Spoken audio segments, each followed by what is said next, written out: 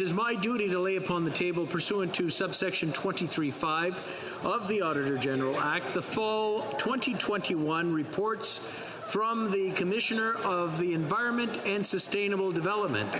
Conformément à l'article 32.5 du règlement. Pursuant to the standing order, these reports are deemed referred to the Standing Committee on the Environment and Sustainable Development. Statements by members. Déclaration de député. The Honourable Member for Oakville North Burlington. Thank you, Mr. Speaker. Every Remembrance Day, we honor those who fought for our freedom at home and abroad in times of war, military conflict, and peace. But many veterans of the Cold War, which dominated global relations from the end of World War II to the fall of the Berlin Wall in 1989, often feel their vital role in national security is overlooked. That is why this November I want to thank my constituent, the Cape Bretoner turned Burlingtonian Patrick Ryan, and others like him who served in the Royal Canadian Air Force during the Cold War. During the Cold War, the former Soviet Union was a global threat. Canadian Armed Forces members constantly guarded against Soviet bombers and submarines that carried nuclear weapons and probed our defenses. Cold War vets protected our nation from imminent threats that many of us never even knew existed. Thank you for your service, lest we forget. The Honourable Member for North Okanagan-Shuswap. Mr. Speaker, I'm honored to return to this House as a member for North Okanagan-Shuswap, and I thank the voters, volunteers, family, and friends who supported me here as their voice.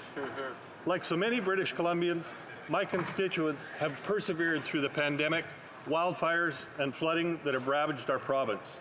Now, more than ever, they need action and results, and I'm here to be their voice. Seniors are struggling with grocery and home heating costs while this government claws back their OAS benefits. Indigenous communities need clean water and housing. We need resources for mental health and overcoming addiction. Hardworking families continue to face housing insecurity and mounting inflation. Workers are needing training opportunities, and employers need a government that will work with them, not against them. I'm here to be the voice of all constituents of the North Okanagan-Shuswap, and I will pressure this government to listen. Thank you. The Honourable Member for Ottawa Centre. I want to use my first statement in this House to acknowledge that my children and I have the honor to live on the unceded territory of the Algonquin and Anishinaabe people. It is our collective responsibility to work closely with Indigenous peoples in our communities and advance reconciliation. C'est notre responsabilité. It is our responsibility to work with our Indigenous partners towards reconciliation. And 6 generations ago, or you are a recent immigrant. This is everyone's responsibility as a citizen. As someone who has lived in Canada for 32 years, and as a father, I recognize my duty every single day to seek out the truth, and as a settler, learn from elders and work with Indigenous leaders and communities towards reconciliation. Here in my riding of Ottawa Centre, there are local organizations like the Tiwigan Youth, Gigno Housing, and Tungsuk Wingat Inuit who are serving Indigenous communities through access to housing, vital resources, and support. We have a lot more to do, but I believe that Canadians are determined to walk the path towards reconciliation. In the words of Algonquin grandfather, the late Chief William Commanda, we must come together with one heart, one mind, one love, and one determination. Miigwech. The Honourable Member for Berthier-Masquis-Angers. Mr. Speaker, on November 16th, we learned that Martin Caron, a dairy producer for Louisville, had been involved in the union for 35 years and officially became the new president of the Union of Producteurs Agricoles on December 2nd. I'm therefore extremely proud to tell you today that the next president of the UPA is a resident from my riding and that his land is very close to my constituency office. Mr. Caron is a man of conviction, and I'm convinced that he will leave his mark. I sincerely congratulate him. I would also like to underline the extraordinary contribution of Marcel Groslo, who held the position of president for 10 years. Mr. Groslo would have known throughout all these years how to popularize agricultural information for the general public and how to advance the interest of producers in the interest of all, Let us never forget that without agriculture, we're nothing. Hats off to you both, and long live the agricultural world. The Honourable Member for Hochelaga. Thank you, Mr. Speaker. I would like to congratulate all the elected and re-elected members of Parliament. It is an honour and a great privilege to be back in this Parliament. I would like to thank the citizens of Hochelaga for their renewed confidence in me. It's with a great sense of pride and responsibility that I will represent them for my second term here in this chamber. My riding includes several neighbourhoods, namely Hochelaga, Maisonneuve, Long Point, Mercier West, and Rosemont East. These neighbourhoods need more affordable housing, more green spaces, help for people who are homeless, and we have to ensure a strong socio-economic safety net. And most of all, we have to work together for a sustainable and inclusive development. I would also like to thank my family, friends, my team, Alex, Rose, Reem, Arnaud, Ariane, Victor, Malia, Camille, Laurent, Sébastien, Béatrice, and Mado. Thank you to all of you. Without you, I would not be here today. Thank you for your support, commitment, and determination. We have a lot of work ahead of us, so I'm sure that we'll succeed all together. The Honourable Member for Wellington, Halton Hills. Mr. Speaker, Canadian Dr. David Card was awarded the Nobel Prize in Economics last month for his pioneering empirical approach. He shares the prize with two other economists.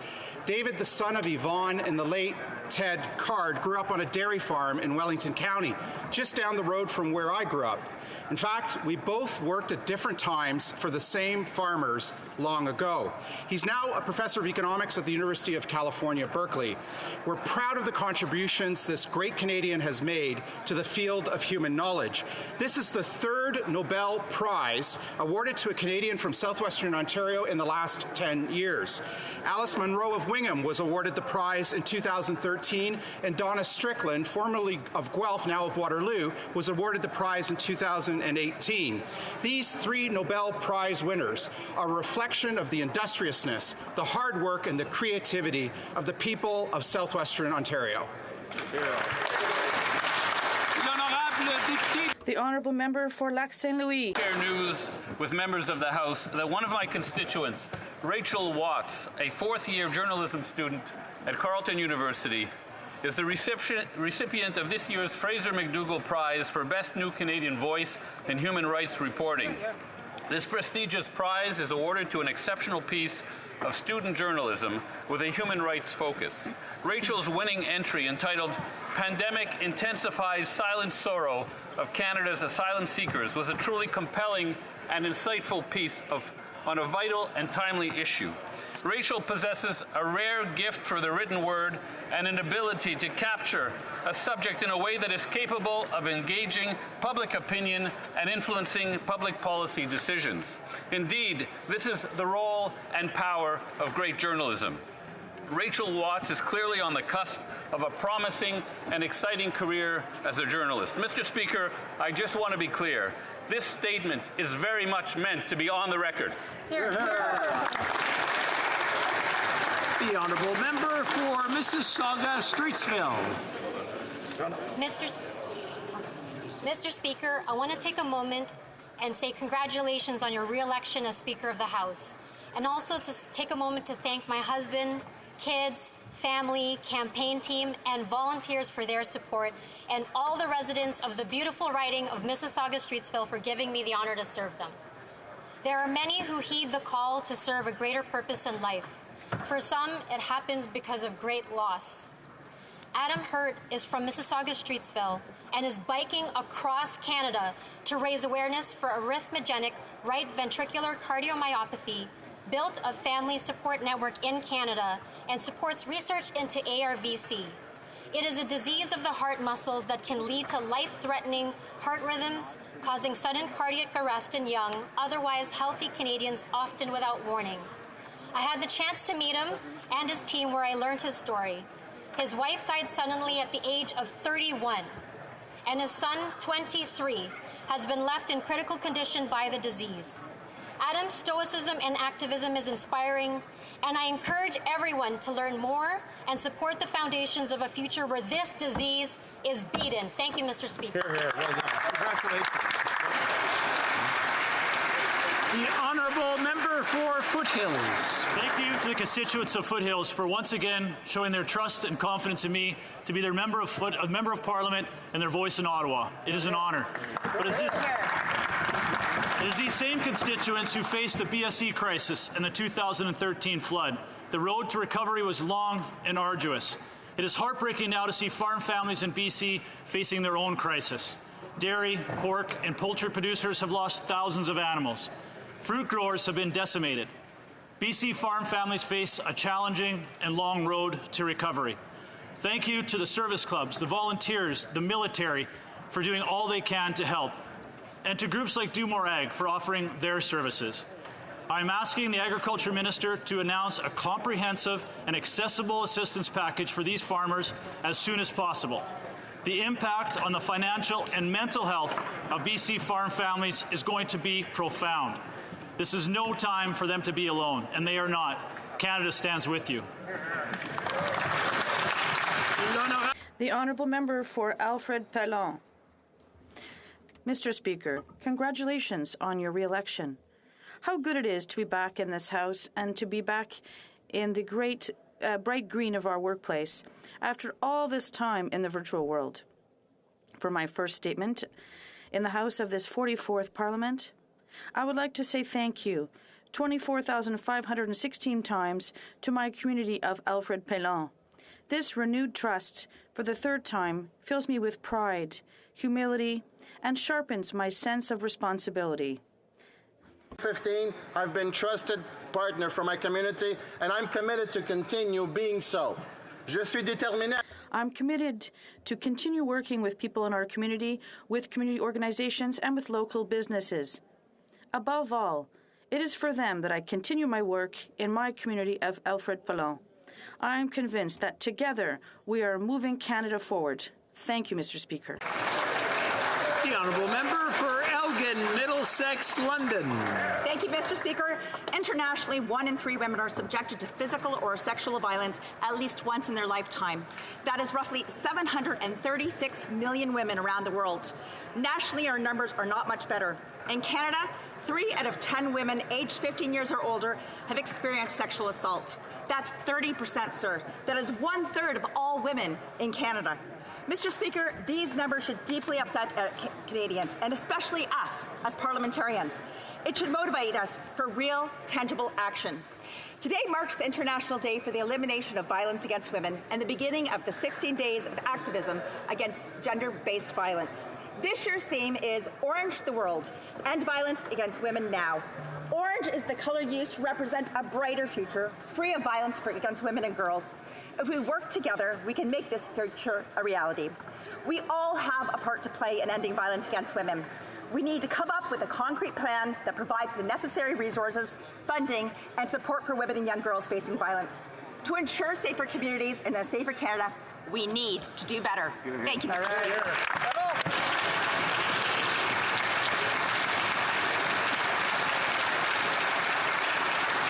The honourable member for Selkirk, Interlake, Eastman. Mr. Speaker, this Saturday marks the 88th anniversary of the Holodomor genocide. In 1932-1933, Joseph Stalin's brutal Soviet regime used food as a weapon to exterminate upwards of 10 million Ukrainian men, women, and children. At its height, Stalin's starvation edict killed 28,000 Ukrainians per day in 1933. To illustrate the extent of the Holodomor genocide in modern times, imagine if in Western Canada all the food was forcibly removed from all homes, produce, crops, and livestock seized from farms, and all the grocery shelves stripped bare. And then let every man, woman, and child slowly starve to death in Manitoba, Alberta, Saskatchewan, and British Columbia. That would be the equivalent of the evil perpetrated on the Ukrainian people by Stalin and his communist thugs. Their only crime was being patriotic Ukrainians wanting to keep their language, culture, and traditions. And today, Ukraine's very survival is threatened by Putin's kleptocratic regime, who is amassing Russian tanks and troops on Ukraine's border.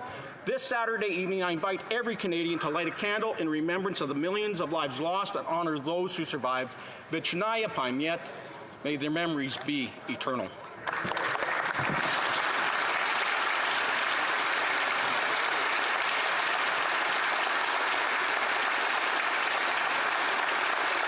The honourable member for Nunavut.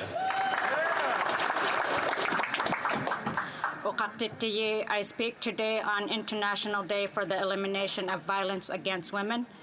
Indigenous women experience significantly more violence in Canada. On September 1, 2016, the National Inquiry on Missing and Murdered Indigenous Women, Girls, and Two-Spirited People began its work. 3 years later, on June 3, 2019, after many testimonies across Canada, the Commission published its calls to justice. 2 Inuit women in Montreal and in Nunavik were recently lost to violence. These deaths were preventable. These deaths are evidence of incremental justice, a practice unjustly a norm in Canada. To my colleagues in this House, I ask that we make implementing the calls to justice a priority. To Indigenous girls and women and Two-Spirited people, you are loved. Be strong. Use your voice. Keep defending your rights. Kuyanami.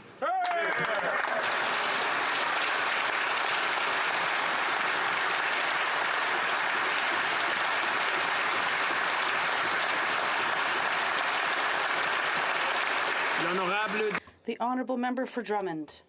Mr. Speaker, today I would like to honor a great lady and ambassador of Francophone literature, Acadian author Antonin Maillet, who yesterday received a prestigious distinction from the French President, the insignia of Commander of the Legion of Honor.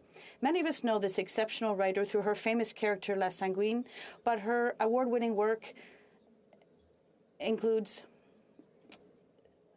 a dozen of works, and she has received many awards. It goes well beyond a few titles. The first Canadian to win the Goncourt Prize in 1979 for her novel. She now belongs to a select club alongside Proust, Malraux, and de Beauvoir, just to name a few. Through her writing and storytelling talents, Ms. Maillet has been spreading Acadian and Francophone culture throughout the world for over 60 years. On behalf of the Bloc Québécois and the entire Francophone community, I would like to pay tribute to Madame Maillet for her exceptional contribution to the French language, the Acadian identity, and to literature. Thank you.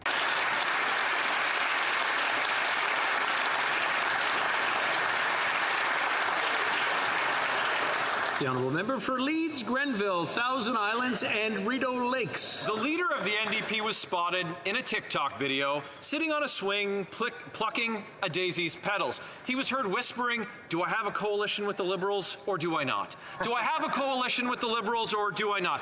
With the upcoming vote on the Liberals' latest anti-accountability motion, Canadians will get to see in prime time just what kind of dance these partners have planned.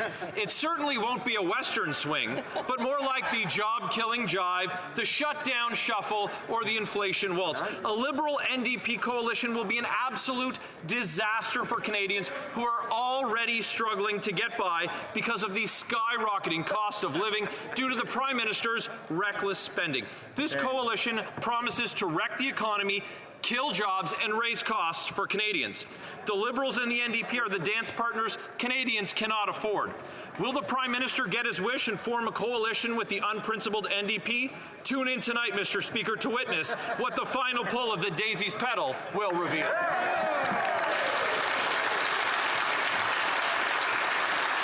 The honourable member for Niagara Centre. Mr. Speaker, today I am extremely proud to recognize the accomplishments of Port Colborne lifelong resident and cycling athlete Anna Taikalis.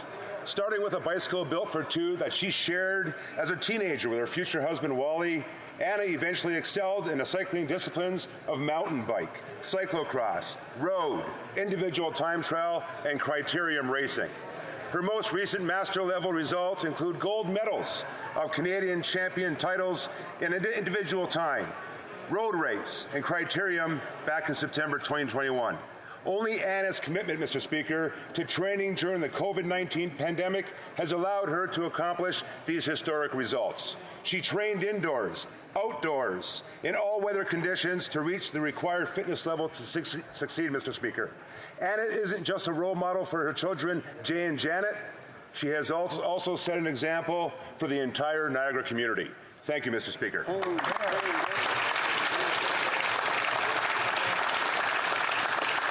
Before going to oral questions, I just want to remind all the members that statements by members are 60 seconds. I let them go a little bit longer, and some of them went a little bit longer. And it's good news. It's wonderful news coming, well, for the most part, coming from ridings. And I just want to make sure that we don't want to cut anyone off, and the 60 seconds is well practiced beforehand. Oral questions, question orale, the Honourable Leader of the Opposition.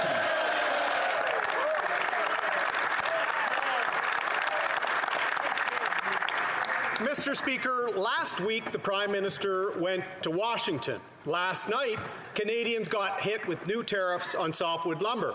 The price of everything is going up, and now more Canadians are seeing their jobs threatened, from BC to the Saguenay to New Brunswick. President Biden said Canada is his easiest relationship. When will the Prime Minister stop being such a pushover?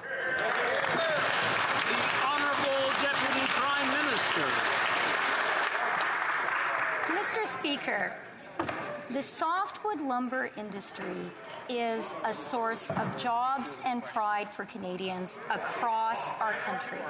We are extremely disappointed by the unfair and unwarranted decision of the United States to increase the duties it imposes on softwood lumber. This issue was raised, of course, by the Prime Minister in his bilat with President Biden. I have raised it with Secretary Yellen, as have all of our colleagues. And we have pointed out that these duties are adding to the inflation tax American consumers are paying. The Honourable Leader of the Opposition. Mr. Speaker, another thing the Prime Minister pointed out was electric vehicle subsidies. He failed on that too.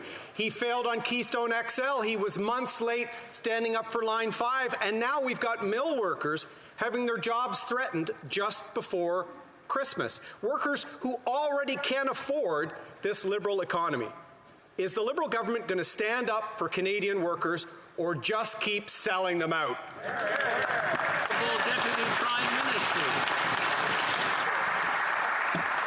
Mr. Speaker, when it comes to standing up for Canadian workers, they know who is prepared to take a tough line. And they also know who isn't.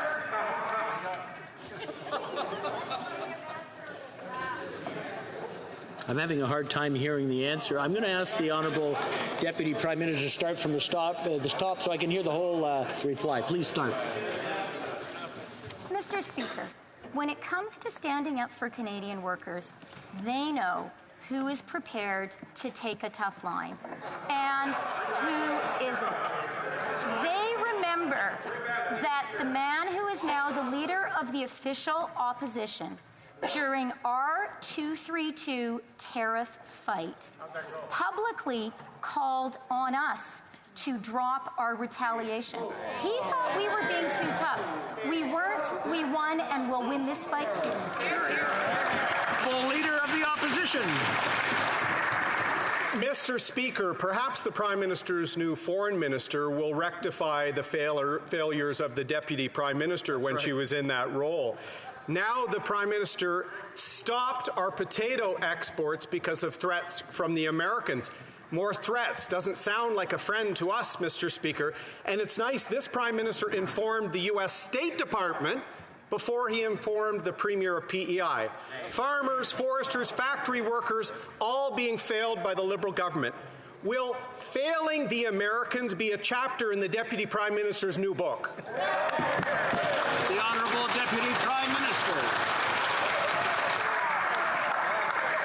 Mr. Speaker, I will leave it to Canadians to judge the success of our NAFTA negotiations and of our successful fight to have the illegal 232 tariffs lifted.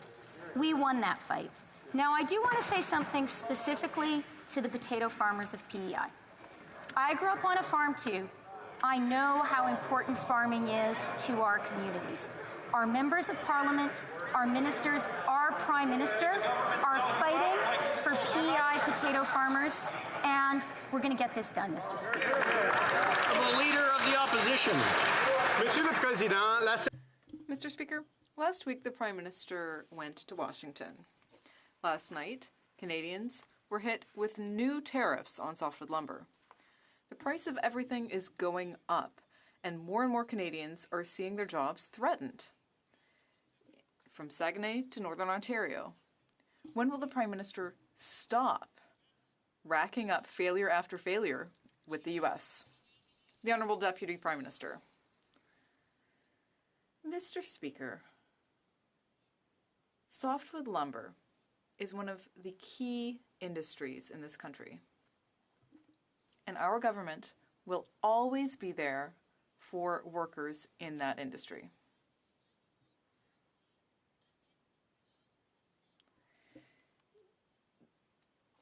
If we spoke to the members of the aluminum sector, you would see that we managed to get to the 232 tariffs lifted, and we will succeed on this issue as well. The Honourable Leader of the Opposition. All jobs are key, Mr. Speaker. The American tax on softwood lumber has doubled. The Prime Minister let down farmers and workers. And after 6 years, he's only racked up failure after failure. Inflation is a real crisis. Gas, groceries, housing, the prices are all going up. Seniors and families are concerned. When will this Prime Minister make life more affordable? The Honourable Deputy Prime Minister. Mr. Speaker, we understand perfectly that inflation and affordability are serious challenges for Canadian families. We also know that this is a global phenomenon. As the world is working to reopen the world economy after the delays caused by COVID. Our government stands with Canadians with these new policies on daycare and affordable housing. We have supported Canadians through the COVID recession, and we will help them through the COVID inflation crisis. The Honourable Member for La Prairie. Mr. Speaker, progress was made yesterday when it comes to Ottawa-Quebec relations. Yesterday, the Prime Minister explained that in Canada, in a federation, there's something called provincial jurisdiction. Oh, bravo. Then, Mr. Speaker, he explained, listen closely, that there are things that the federal government can do and other things that only the provinces can do because it's their jurisdiction. Wow. Now, I think we've understood, and I hope that the Prime Minister has understood too.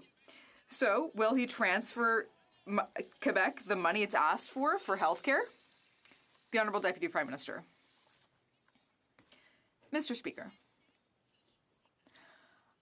I know that I can't go head-to-head with my Bloc colleague when it comes to wordplay in French, but I hope that my colleague understands that our government sincerely wants to work in collaboration with the Bloc Québécois and with the province of Quebec. We want to work to help Quebecers, and I think we've demonstrated that. We will continue to do that work. The Honourable Member for La Prairie. Mr. Speaker, in the throne speech, the government refused to commit to increasing the health transfers. But worse, it wouldn't even commit to talking about it. The Bloc Québécois proposed organizing a summit to publicly discuss health care funding. It was the least they could have done, Mr. Speaker, after everything that happened during the pandemic. But even there, they weren't able to make that commitment. Mr. Speaker, this government is completely out of touch. When will they finally announce this summit?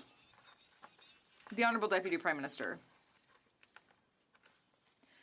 Mr. Speaker, with all due respect for my colleague from the Bloc Québécois, I need to remind him that from the very beginning of this pandemic, our government supported Quebecers while Team Canada was working together to protect all Canadians, including Quebecers, against COVID-19.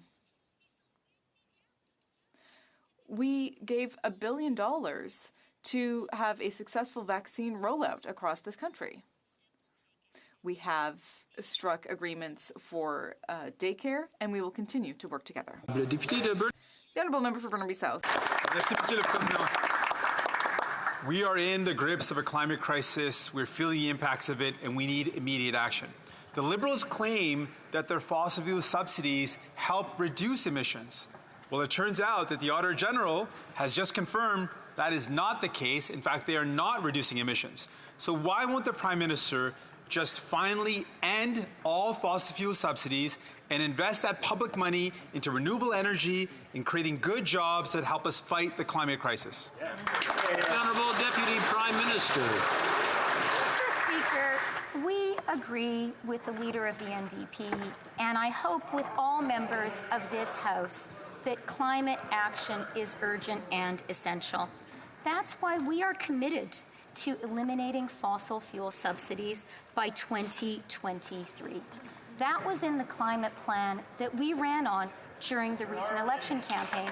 And I would like to point out, with the greatest respect for all of my colleagues, that a raft of independent experts found our climate plan to be the best. The Honourable Member for Burnaby South. Monsieur le Président. Mr. Speaker, we're in the middle of a climate crisis, which is hitting people hard. We need to take action quickly. The Liberals claim that their subsidies to the oil industry are bringing down greenhouse gas emissions. But the Auditor General said no, that's not the case at all. So, Mr. Speaker, why won't the Prime Minister eliminate these subsidies to the oil and gas industry and instead invest public money in renewable energy sources to create good jobs and fight climate change?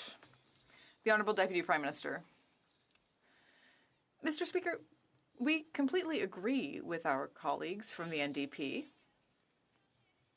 and I hope that we agree with all of our colleagues, including the members of the Conservative Party, that the climate crisis is real and that we all need to fight against this crisis. That's why our government committed to fully phase out subsidies to the oil industry by 2023. Member for Calgary Nose Hill. Mr. Speaker, something very puzzling just happened. President Biden just doubled the tariffs on Canadian softwood lumber in spite of two things. The World Trade Organization, which came out in favor of Canada, and the Prime Minister of Canada just meeting with President Biden days ago. This will undoubtedly hurt Canadian forestry workers who are already struggling during this difficult time. Has the Prime Minister considered the uncertainty that this constant failure to manage Canadian-American relations will have on other industries like auto manufacturing and agriculture? The Honourable Minister of International Trade. Mr. Speaker, I want to thank the Honourable Member for that really important question. We, of course, are very disappointed with the results of the administrative review that will increase tariffs for the Canadian softwood lumber industry and the forestry sector. This is an issue that we take very seriously. We will continue to defend our workers and our forestry sector. The opposition member says is correct.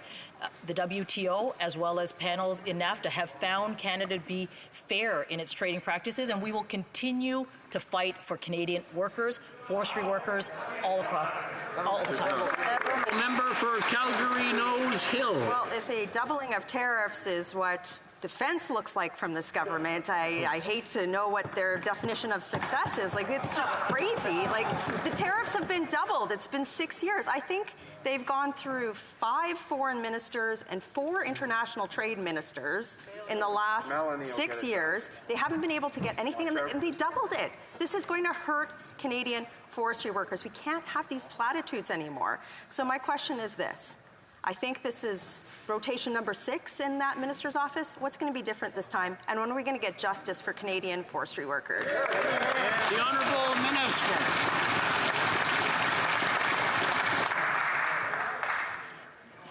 Mr. Speaker, the forestry sector, its workers, are extremely important to our government, and we will continue to defend their interests to the Americans. We raised this issue with the President of the United States last week. I raised this issue with my counterpart, the United States Trade Representative.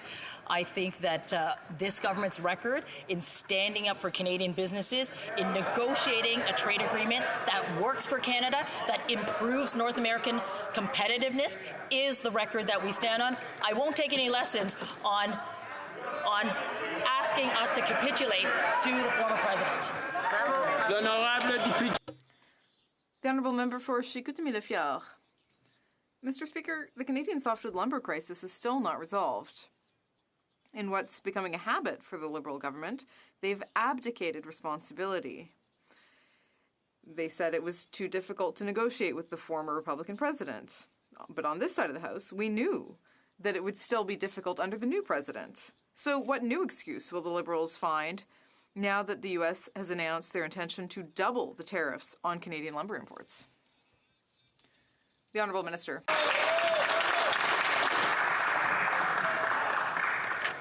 Mr. Speaker, this issue is top priority for our government.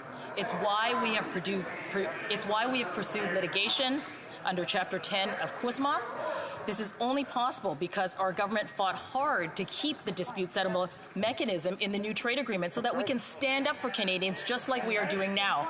Meanwhile, the Conservatives urged Canada to capitulate to Donald Trump's demands and to settle for a weaker deal.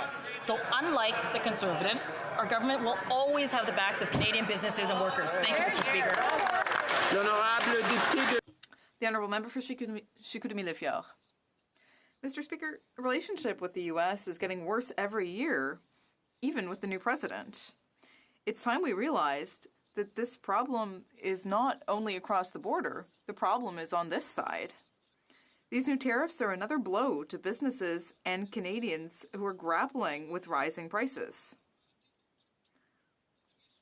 And additional tariffs will only make things worse. What excuse will the government give now to Quebecers and Canadians to justify their failure with the Americans? The Honourable Minister. Mr. Speaker, we're not going to take lessons from the Conservatives when it comes to defending Canadian interests. When we retaliated against unfair U.S. steel and aluminum tariffs, the leader of the opposition urged us to stop fighting back. When we're negotiating for a better CUSMA deal, I'm gonna have to ask the Honourable Minister to start over. I missed the first part of her answer, and I'll just ask everyone to maybe keep it down so I can hear it. The Honourable Minister, please start from the top. Mr. Speaker, we're not going to take any lessons from the Conservatives when it comes to defending Canadian interests. When we retaliated against unfair U.S. steel and aluminum tariffs, the leader of the opposition urged us to stop fighting back. When we were negotiating for a better CUSMA deal, the Conservatives wanted Canada to capitulate to U.S. demands. Our government has consistently stood up for Canadian businesses and workers. We're going to keep doing that every day. Excuse me, I'm just going to, I heard something, I have a good idea of where it came from, but it just wasn't very parliamentary. I just want to point it out, and I'm not going to point anyone out, but I'm sure that it won't be repeated again. The Honourable Member for Wellington, Halton Hills. Mr. Speaker, it's clear that Canada's standing in Washington has declined. The Prime Minister committed to a renewed relationship with the Biden administration. Instead, we got electric vehicle tax credits that threaten auto jobs, stringent Buy American policies, measures targeting our dairy farmers, actions against pipelines that have contributed to skyrocketing energy prices, and now a doubling of softwood lumber tariffs. It's clear this Prime Minister does not have a close working relationship with the President. What is the government going to do about this? The Honourable Deputy Prime Minister. Mr. Speaker, we will do precisely what we have done successfully with two previous American administrations. We state our case clearly and rationally.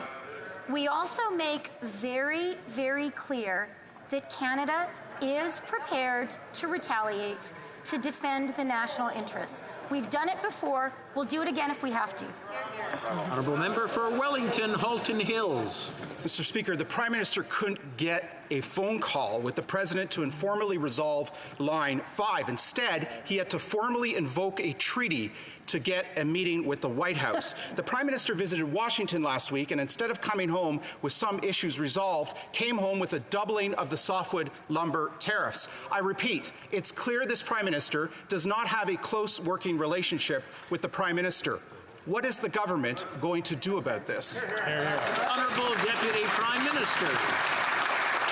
Speaker, we will start by refuting assertions that are simply untrue.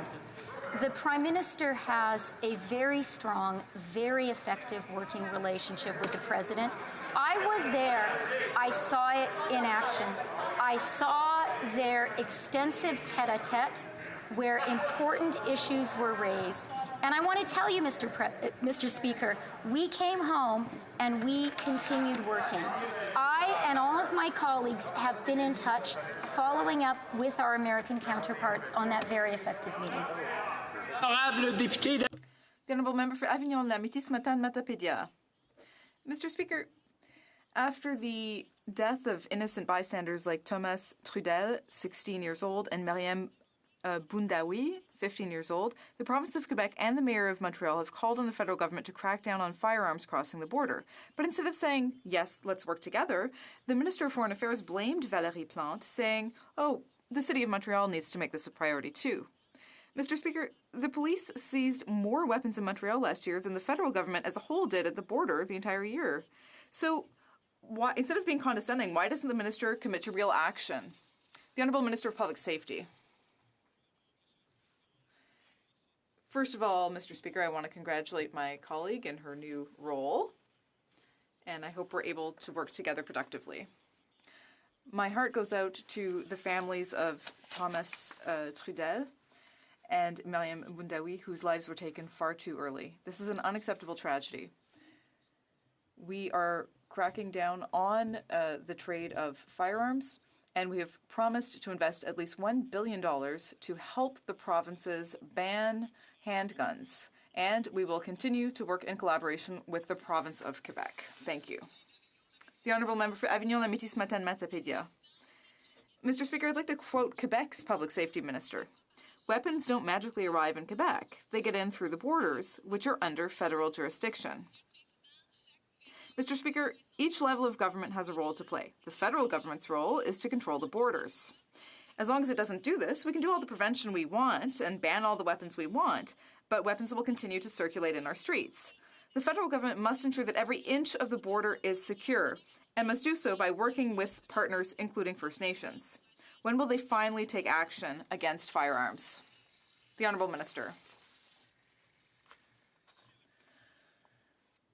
Mr. Speaker, our government has already taken concrete steps. We've made investments at the border. We have implemented a ban on assault-style weapons, and we will continue to make concrete investments in collaboration with the province of Quebec. As I said yesterday, our door is open, and I'm very happy to be able to work on this issue with my colleague. Thank you. The Honourable Member for Rivière-du-Nord. Mr. Speaker, let's call a spade a spade. What's happening in Montreal is a war between gangs, a war that's led to an escalation of a firearms trade and shootings in our neighborhoods. It's leading to the deaths of innocent bystanders, including teenagers. We've already experienced this type of thing in Montreal, and we said never again. We need a federal government that takes its responsibilities seriously right now. We need to deploy all resources necessary to prevent firearms from moving around our neighborhoods. What is the government waiting for?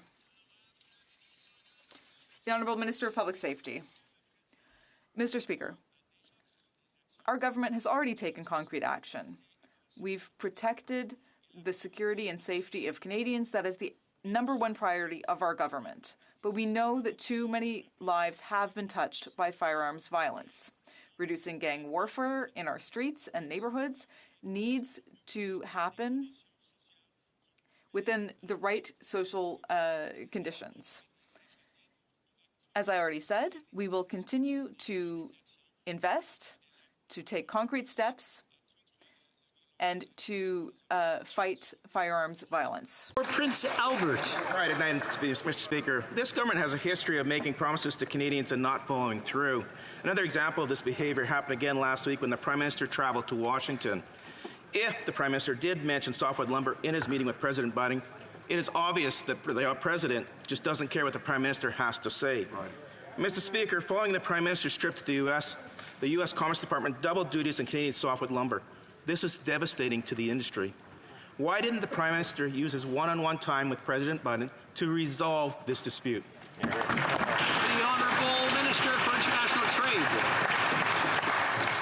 Mr. Speaker, let me first begin by saying I welcome the opportunity to continue to work with my honourable colleague again in his critic file on trade, and look forward to that work. Softwood lumber, the forestry sector, its workers, it's extremely important to Canada. And it is an issue that not only did the Prime Minister raise with the President, but I have raised with my colleague in the USTR. My colleagues have raised this with their counterparts as well. Know that it is an issue that we will continue to work and to defend the interests of the sector, the workers, and we'll continue to do that. And I look forward to, of course, working with my colleague here. Member for Prince Albert. Well, thank you, Mr. Speaker. These actions by the United States are a serious threat to Canadian jobs and Canadians' economic recovery after the pandemic. These unfair duties hurt Canadian businesses and workers. The government must take a clear and strong stand with the Biden administration to defend Canadian workers and the Canadian industry. Softwood workers want to know what the Prime Minister's plan to end this dispute. Mr. Speaker, what is the Prime Minister's plan to end this dispute? The Honourable Minister. Mr. Speaker, we will remain focused on defending the sector and its workers. With the forestry sector, I've had an opportunity to spend time with workers as well as with the industry. We are working together on this. Using a Team Canada approach, it has proven to work well when we are able to work with those that are directly affected. We'll continue to push and work with the Americans as well as with Canada sectors, but know that we will always defend Canada's interests. Member for Mission Metzke, Fraser Canyon. You know, Mr. Speaker, sometimes the lessons we don't like are the best lessons learned. And it was over 6 years ago that the Honourable Member for Abbotsford negotiated the last softwood lumber agreement we have in Canada. Now, that guy right there. Now it's due to Liberal inaction that the Biden administration has doubled the tariffs, and it's workers in my riding where mills have been shut, and they're wondering when will this government give them a step-by-step process, a plan of assurance to keep these workers in their homes, to give them a job, to give them a way to protect their families and provide for them. Mr. Speaker, when are we going to... The Honourable Minister.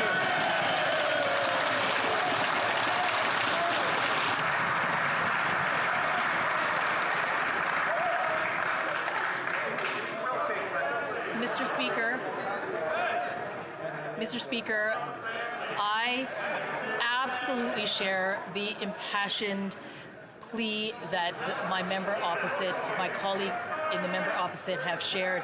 We too want to ensure that Canada's forestry sector and their workers are absolutely defended, and we've said consistently that these tariffs are unfair and they're unwarranted, whether it's at the CUSMA panel or at the WTO. We have litigated this, and in those litigations, Canada has won. We have been deemed to be fair trading partners. So we're going to keep standing up here for those workers and for the forestry sector. Thank you, Mr. Speaker. I just want to remind the honourable members, if they're not answering or asking a question, they should have their masks on. Alors, je veux rappeler aux députés que s'ils demandent pas ou ils sont pas en train de demander. I'd like to remind members that if they're not asking or answering a question, please keep your masks on. Quo Quitlam. After 6 years of the Trudeau government, 1 in 3 Canadians cannot afford to buy a home. In my own riding, most of the new housing are luxury condos. A home should not be a privilege, Mr. Speaker, accessible to only the wealthiest. We need truly affordable housing, housing that is accessible to everyone. And Canadians need it now, not in 5 or 10 years. Will the government finally commit to making truly affordable homes a priority in the upcoming budget? Before I go to the minister, I just want to remind the honourable members, when referring to someone in the government or someone's government, we're talking about the government, not a person. Refer to them as their title or their riding, but not by their name. The honourable minister. Monsieur le Président, chaque Canadien mérite un chez soi sous et abordable. Since coming into office, we've made 1 million Canadians address their housing needs. In the recent throne speech, we have introduced a $4 billion Housing Accelerator Fund. We have introduced an innovative and groundbreaking rent-to-own program, and we will work to make sure that more Canadians have access to affordable housing by working with the municipalities to increase housing supply and nonprofits to acquire land and buildings. We've worked with all our partners through the National Housing Strategy. We know there's more work to be done, and we're determined to do it. The honourable member for Edmonton, Griesbach. Since the start of the pandemic, the unhoused population in Edmonton has doubled. In ridings like mine, which is home to one of the largest urban Indigenous populations in Canada, the housing crisis hits especially hard. However, Liberals failed to include a for Indigenous, by Indigenous housing strategy in their throne speech. They have been promising to address the issue for years, but still aren't backing up their words with action. Will the minister finally commit to delivering a strategy to help Indigenous people in desperate need of affordable housing? The Honourable Minister for Indigenous Relations. As it's my first time to rise in the House, I do want to thank the constituents of Thunder Bay Superior North for electing me yet again for a third time. And it's with a profound sense of responsibility that I assume this role as Minister of Indigenous Services. So many Indigenous people live in the communities that I represent, and I'm so proud to have this role. Mr. Speaker, absolutely, housing is a priority, and I look forward to working with Indigenous partners on an Indigenous-led specific strategy to improve housing no matter where you live in this country. The honourable member for Hamilton Mountain. Mr. Speaker, COVID-19 exacerbated the realities of gender-based violence across the country. Today is the International Day for the Elimination of Violence Against Women and the start of 16 days of activism against gender-based violence. It is a time to reflect and renew our commitment to ending violence against women, girls, and people of all gender identities and expressions. Would the Minister of Women and Gender Equality and Youth please update the House on how our government is addressing the prevention of gender-based violence? Honourable Minister. I first and foremost, Mr. Speaker, want to thank the member from Hamilton Mountain for her work and also for her advocacy. Mr. Speaker, today we take time to remember our mothers, our sisters, our daughters taken from us because of senseless, preventable violence. No one, Mr. Speaker, should face violence for who they are. Yet for far too many women, youth, and people of all gender identities and expressions, this is their terrifying reality. GBV must not and will not be tolerated in Canada. We introduced the first ever federal strategy to address GBV, and in Budget 2021, $3 billion over 5 years will advance initiatives to preventing it. I look forward, Mr. The Honourable Member for Charlebourg-Haut-Saint-Charles. Mr. Speaker, for over 3 years, the Prime Minister told Canadians he couldn't seal the breach in the border at Roxham Road. But at the height of the pandemic, somehow miraculously, he found a way to stop illegal entries to Canada. This proves he wasn't telling Canadians the whole story. And since Sunday, the border's been reopened to illegal entries. Why? The Honourable Minister of Immigration. For the question, and I'm sure he can appreciate the exceptional nature of a once-in-a-century pandemic that required exceptional measures to prevent the spread of COVID-19 and to save the lives and protect the well-being of Canadians in our communities. As the public health imperative changes, we have domestic and international legal obligations that we will meet in a way that respects the dignity with compassion of asylum seekers, and we will do it in collaboration with our provincial counterparts in the province of Quebec. The Honourable Member for Charlebourg-Saint-Charles. Mr. Speaker, I understand, but at the same time, Canada and the U.S. throughout history have always welcomed immigrants, people fleeing war or poverty. But now we're talking about people coming from the U.S. to Canada. In January, the Prime Minister blamed Donald Trump and invited people to come. But now it's Joe Biden who's president of the U.S. And why would we be allowing people to come illegally from the U.S. to Canada? The Honourable Minister.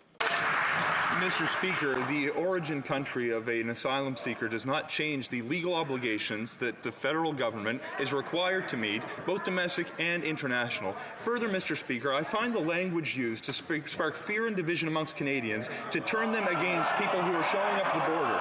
We will treat some of the world's most vulnerable people with compassion and respect and put in a fair rules-based system that will provide a fair and final result as we adjudicate their claims. The Honourable Member for Calgary-Midnapool.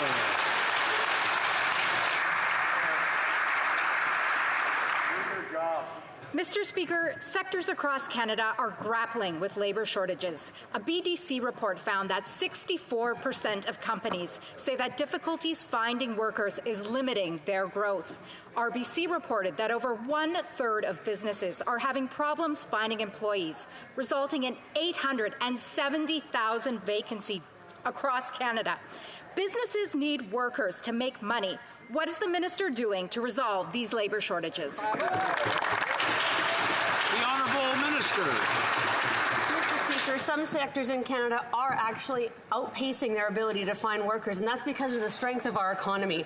That's why through Budget 2021, we made the largest investment in training for workers in Canadian history to help them reskill to meet the needs of employers. Moving forward, we have a plan to address these labour shortages by welcoming talented workers to Canada, keeping experienced workers in the workforce, boosting the participation of diverse Canadians in the skilled trades, and addressing the specific needs of evolving sectors. Thank you. The Honourable Member for Lévis-Lotbinière.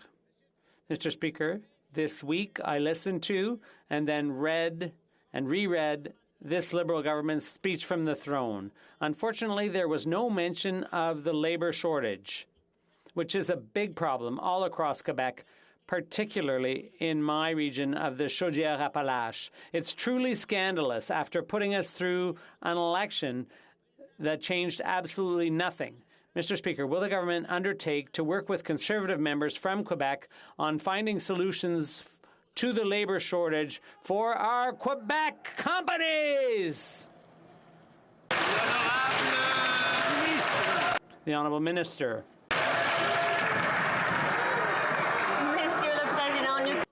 Mr. Speaker, we understand that some industries are not managing to find enough workers. We have a plan to make up for the labour shortfall by welcoming talented, skilled workers to Canada and keeping experienced workers in the workforce.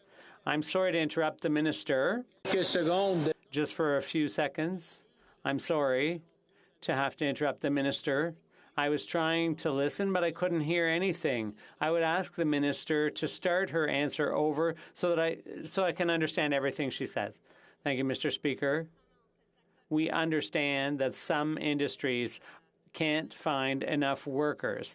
And in order to move forward, we have a plan to make up for the labour shortfall by welcoming skilled workers to Canada and retaining experienced workers in the workforce by increasing the participation of various Canadians in specialized fields and by meeting the specific needs of evolving sectors. The Honourable Member for Jonquière.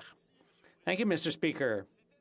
It was bad enough when the U.S. slapped tariffs on our softwood lumber exports. Now Washington is laughing in our faces by doubling those unjustifiable duties. At a time when Ottawa should be able to get the U.S. to completely scrap these tariffs, what's happening? The opposite. They're doubling them. It's disgusting, Mr. Speaker. Quebec Forestry is a fair trading partner, and the U.S. has absolutely no reason to take issue with our producers. What is the government doing to defend Quebec Forestry? Do they realize they can't give in to bullying? The Honourable Minister. Mr. Speaker, I want to thank the Honourable Member for that important question, and he's absolutely right.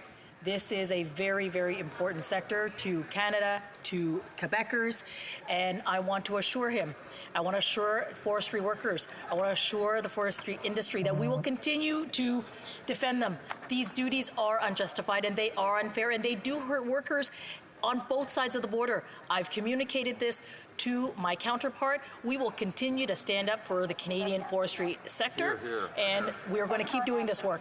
The Honourable Member for Jonquière. Well, because I'm right, I'm going to keep going. It's very worrisome what's going on with the Americans. Ottawa tries to get softwood lumber tariffs scrapped. Washington responds by doubling them. Ottawa tries to get an exemption for electric vehicle protectionism. Washington responds by adding a whole new layer of protectionism. In 1 week, our main economic partner has twice behaved like an adversary. Before, people said Trump was the problem. Today, it's Biden, and we have the same problem. So whose fault is it? Could it be that the problem lies on our side of the border? International trade. Mr. Speaker, let me answer the other question that the honourable member raised with respect to electric vehicles. And this is very much a top priority in the discussions that we have had with Washington last week. The Prime Minister has had them, the Deputy Prime Minister, myself, along with colleagues. We are going to continue to find solutions that work for Canadians, whether it's on the EV issue or on the softwood lumber issue.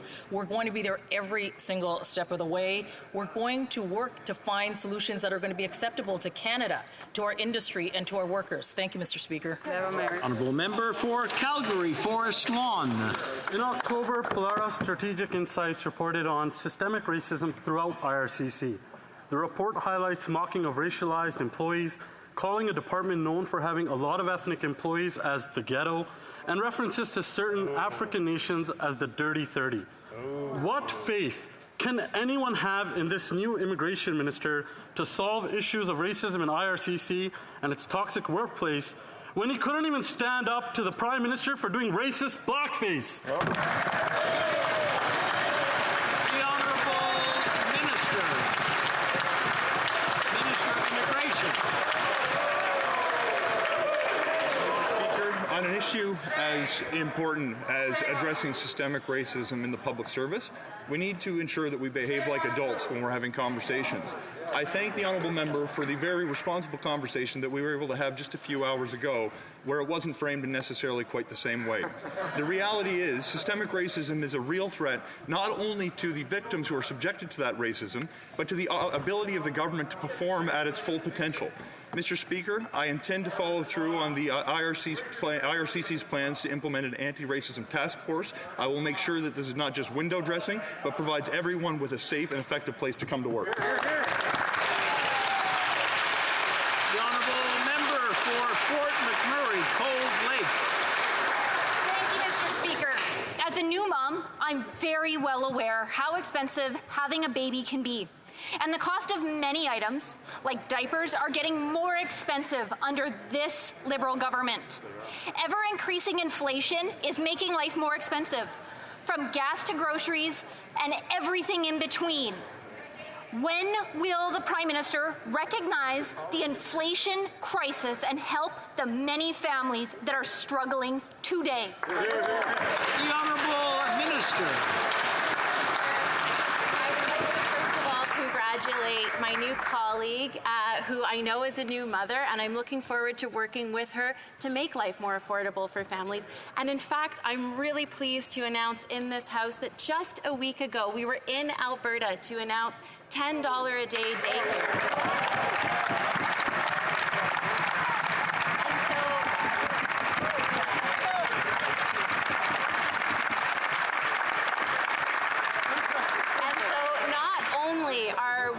working to make life more affordable for families in that member's riding. As of January 1st, they're going to see a reduction of 50% in fees. So here's to fighting inflation and working for families.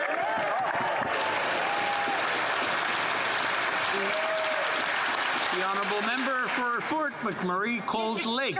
Universal childcare is a promise that's been made and broken by Liberals since I was in grade school. So forgive me for not necessarily trusting this Liberal government. The cost of necessary everyday items like diapers and formula are rising.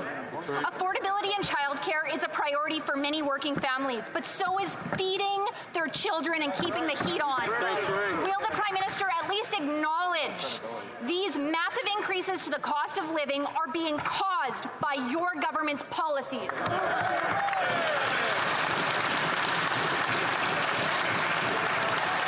The Honourable Minister. Thank you, Mr. Speaker. And let's just reflect that as of January 1st, an agreement between the province of Alberta, Premier Kenney, and the Government of Canada is going to see a 50% reduction in fees for families in Alberta. For some families in Alberta, that means an additional $600 or $700 a month. Mr. Speaker, that's going to mean a lot for their bottom lines to give their children the things that they need today and into the future.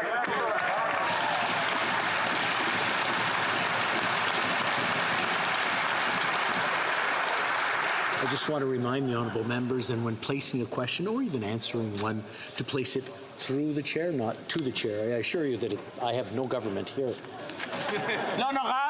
The honourable member for Acadie Bathurst. Thank you, Mr. Speaker. Mr. Speaker, tourism and hospitality businesses are key economic drivers in my riding of Acadie Bathurst. They create thousands of jobs and contribute to the local economy.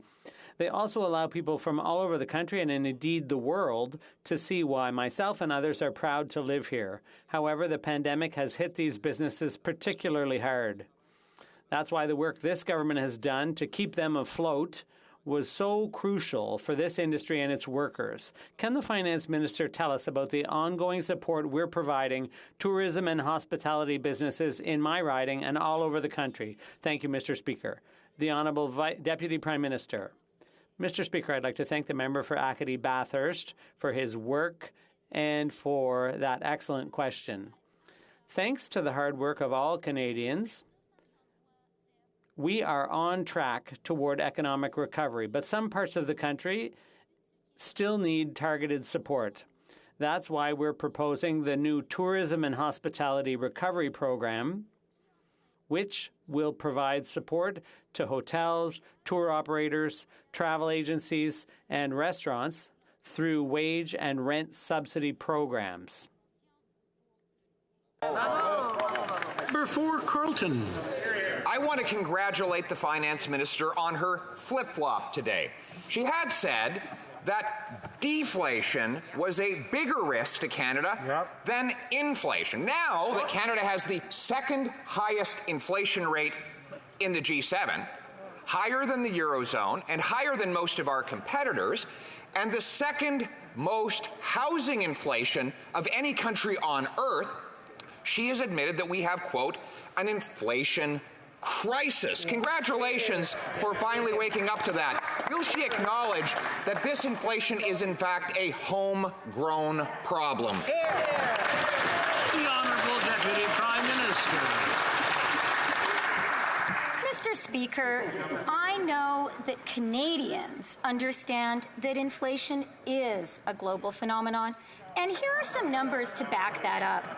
Inflation in Canada in October was 4.7%. In the United States, it was 6.2%. In Mexico, 6.2%. In New Zealand, 4.9%. The G20 average is 4.6%, and the OECD average is 4.6%. This is a serious global challenge, not a made-in-Canada problem. Well, member for Carlton. Let's just see about that. You know, land doesn't have a global supply chain. It was supplied by geological factors many millions of years ago. And yet, how land prices in Canada have gone up by 20% in 1 year, giving Canada the second highest real estate inflation on planet Earth, ahead of every other nation on Earth except for New Zealand.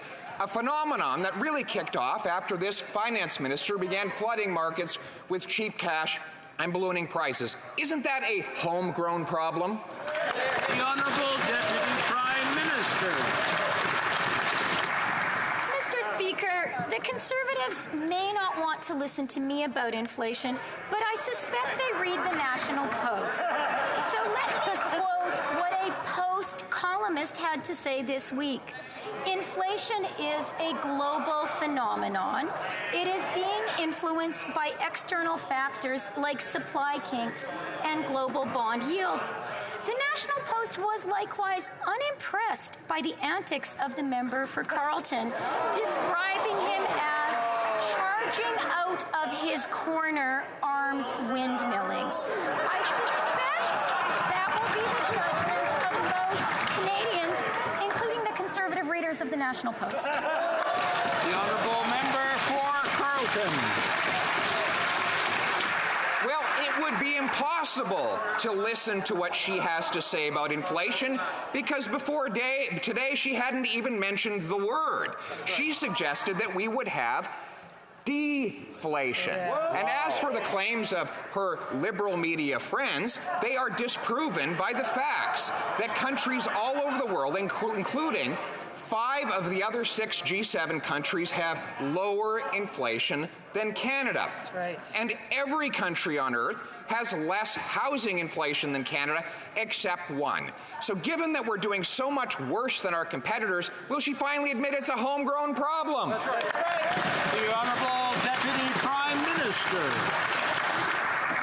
You know, Mr. Speaker, I want to address one of the assertions of the party opposite, which is that our spending during the COVID recession was inappropriate.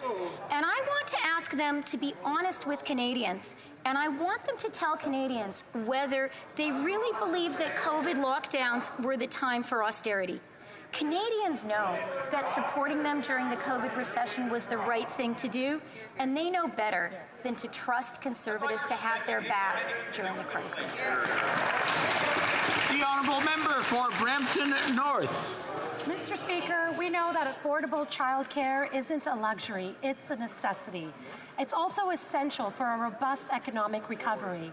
Parents in Brampton are eager to get moving on improving our early learning childcare systems. Could the Minister of Family and Children and Social Development please update us on the government's work to ensure affordable and accessible early learning and childcare systems are implemented across Canada? The Honourable Minister of Family and Social Development. Thank you to the member from Brampton North for this important question.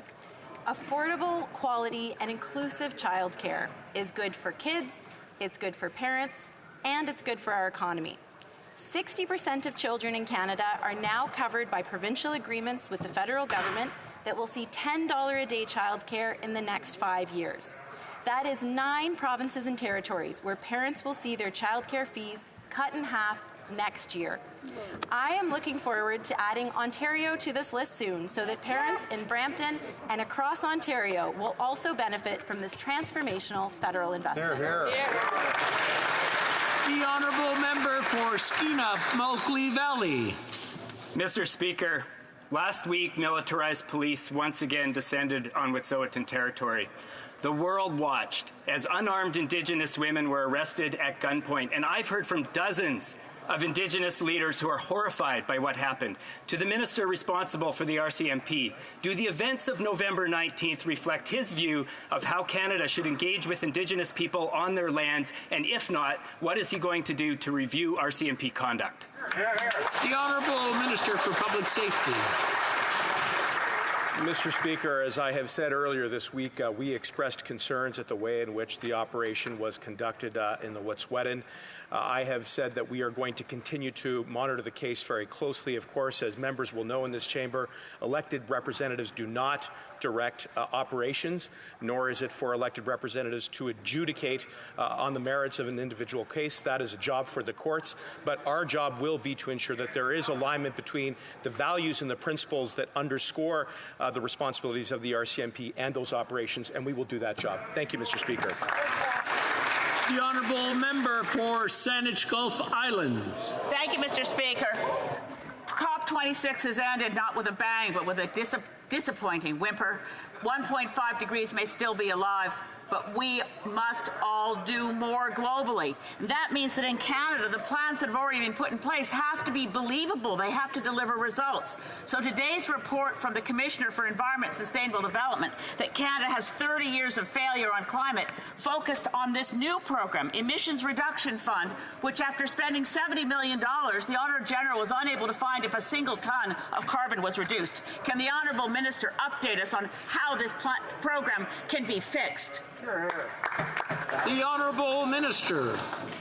Thank you for the question, Mr. Speaker. We certainly welcome the report by the Commissioner, and my officials are presently reviewing its recommendations. While we agree with a number of the Commissioner's observations with regard to ongoing programming, one must remember that this particular program was a temporary COVID response measure. It was intended to do two things: sustain jobs for workers and communities at a time of record low energy prices, and ensure continued action on methane pollution at a time of economic crisis. This program has succeeded in those two elements, but we are now beyond the worst of COVID, and the oil and gas sector has certainly improved in terms of economic prospects, and we have now commenced a review of the future of this program and the remaining funding. And that's all the time we have for today. C'est tout le temps que nous avons pour aujourd'hui. OK. Nous avons un rappel au règlement, l'honorable député de... We have a point of order. The honourable member for Basque-Mesquite-Angers. Thank you very much. You called many members to order during the question period, and that's fine. But at this beginning of Parliament, well, we saw this also during the last Parliament as well. The members' statements that were elected by Canadians. Members are here they have the rights to be here. They have the rights to make a statement in an atmosphere that should be calm. But if people don't want to listen, I understand. But when there are discussions that are so loud, like what was the case during my statement today, I was trying to concentrate. Well, I'd like to say it's a good thing I'm good, because I'd like to remind everyone, going forward, we should be more vigilant about the noise levels. Thank you. I'd like to thank the honourable member. And as we are in a chamber where there is debate, I would ask the people who are here now, if there is a discussion that you want to have, please take it outside to the lobby or the hallways. Yes, I've got that. I'm coming there. I just want to make sure it's quiet enough that everyone will hear the honourable member. Order! À l'ordre! Order. I just want to remind everyone that we're in a chamber where debate is taking place, and when discussions take place, it just makes it a little bit harder to hear what's being said, and we want to hear what's being debated. Now, I understand the honourable member for Churchill-Kiewatnik-Aski is rising on a point, I believe, a united point of order. Please. Mr. Speaker, there have been consultations with the other parties, and I hope that if you seek it, you will find unanimous consent for the following motion. That given that tomorrow is Make Amazon Pay Day, and in light of the fact that Amazon, despite record profits as a result of pandemic profiteering, doesn't pay their fair share of taxes, Amazon has a clear anti-labor record, including in Canada, where workers trying to unionize faced retaliation, and has abysmal environmental practices, including a carbon footprint the size of entire countries. The House call on the government to stop coddling the ultra-rich by refusing to properly tax Amazon while giving them cushy government contracts. It is time to make Amazon pay. Does the honourable member have unanimous consent of the House to move the motion? No, I'm afraid there's no unanimous consent. Orders! I'm sorry?